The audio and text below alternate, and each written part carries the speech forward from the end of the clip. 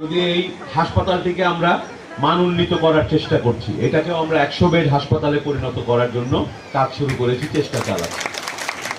যেহেতু হাসপাতালটা একটু এক সাইডে পড়ে গেছে, এই একটা মাত্র রাস্তা, সেই রাস্তা দিয়ে আসতে হয়। সুতরাং যখন হাসপাতালটা বাড়বে, মানুষের রোগীর সংখ্যা বাড়বে, চিকিৎসক জনবল বাড়বে, ব্যস্ততা বাড়বে, এই রাস্তাটাও সম্ভব হলে যদি 2 লেন করা যেত তাহলে যাতায়াত অনেক সুবিধা হতো।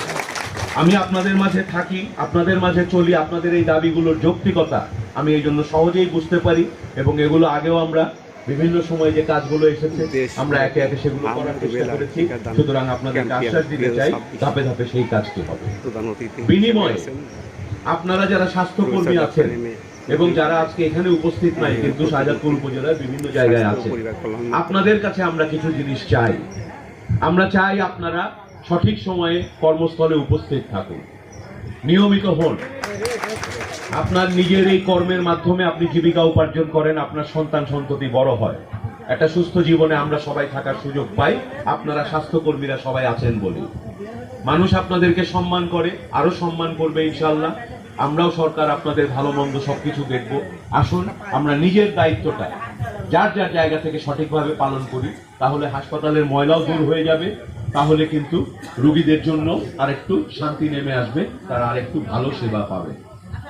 এই রোগীরা আপনাদের কাছে অনেক আশা নিয়ে আসে, আপনারা তাড়াহুড়া না করে একটু সুন্দর করে যদি তাদের বুঝিয়ে বলেন চিকিৎসাটা, তাহলে চিকিৎসার প্রতি আমরা বলি যে কমপ্লায়েন্স, সে চিকিৎসাটা ফলো করবে কিনা, সেটার সংখ্যা যেমন বাড়বে, পেশেন্ট স্যাটিসফ্যাকশন বাড়বে, মানুষ আপনাদের সম্বন্ধে ভালো বলবে।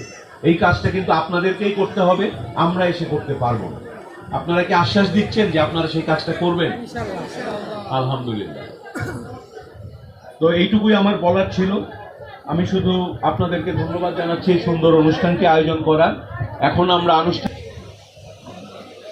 আপনাকে অনেক অনেক ধন্যবাদ জানাচ্ছি এবং কৃতজ্ঞতা জানাচ্ছি আমাদের দেশের দিক নির্দেশনামূলক কথা বলার জন্য, আমাদেরকে আশ্বাস দেওয়ার জন্য। ধন্যবাদ।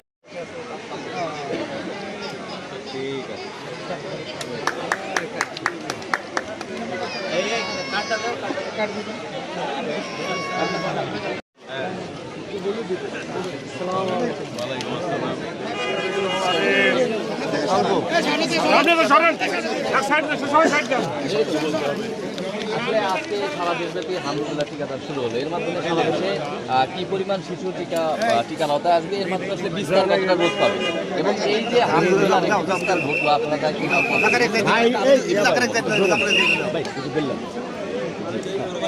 আপনারা বাংলাদেশে কর্মসূচি শুরু হচ্ছে। আমরা শাহজাদপুরে স্বাস্থ্য কমপ্লেক্সে এই টিকাদান কর্মসূচির উদ্বোধন ঘোষণা করলাম। আপনারা জানেন যে হামের যে প্রাদুর্ভাব ঘটেছে, আমাদের সরকার দায়িত্ব নেয়ার ঠিক 15 দিন পরেই আমরা হামের প্রাদুর্ভাব দেখতে পেলাম।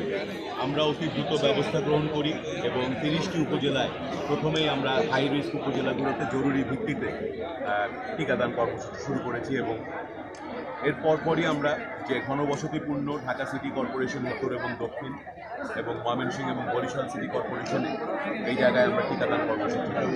তারই ধারাবাহিকতায় আজকে 20 এপ্রিল থেকে আগামী 20 মে পর্যন্ত সারা বাংলাদেশে এই জাতীয় টিকাদান কর্মসূচির আওতায় আমরা 1,78,00,000 শিশুকে টিকা দেব, এবং এই টিকার মাধ্যমেই কেবলমাত্র হামকে প্রতিরোধ করা সম্ভব, যেটা বিগত সরকারের সময়, অন্তর্বর্তীকালীন সরকারের সময় একটা ভুল পলিসি, ভুল নীতি নেয়ার কারণে এই টিকাদান কর্মসূচি ব্যাহত হচ্ছে।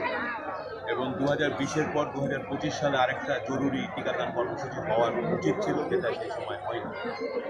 তার আগে 15 বছরের স্বাস্থ্য ব্যবস্থায় যে অব্যবস্থাপনা তৈরি হয়েছিল, সেখানে ব্যাপক দুর্নীতি হয়েছিল। ফলে দেখা গেল যে আমাদের এই মাঠ পর্যায়ে একটি স্বাস্থ্যকর্মীরা